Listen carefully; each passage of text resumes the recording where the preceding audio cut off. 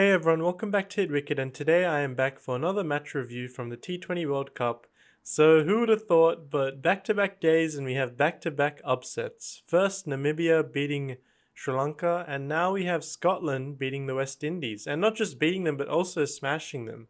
I think there's three main points that led to their victory. The first being George Munsey and Michael Jones's opening partnership. That was a brilliant opening stand from those two, smashing the ball through the covers. George Munsey with his nice little across movement and smashing it through square leg. Michael Jones played some really good technical looking shots, especially against the spin. It was all looking well and pretty, to be honest. In that first 6 overs, they're already on more than 50 without losing a wicket. So it was a brilliant start from the Scottish.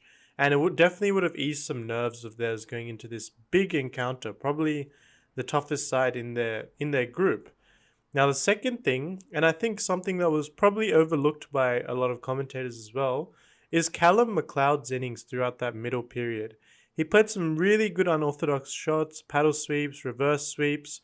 He got 23 off 14 balls, and it might not seem like a lot looking at the scorecard, but it was a really important innings because during that period, George Munsey was sort of struggling to find his way.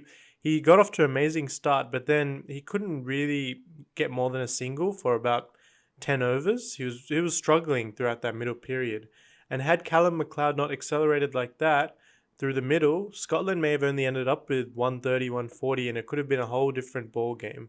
And then the third point, and I think the most important point for Scotland, is their spin bowling. Their spin bowling really won them the game here, especially in that second innings. Michael Liask, Mark Watt, absolutely brilliant from the both of them. Together they picked up 5 for 27 off 8 overs.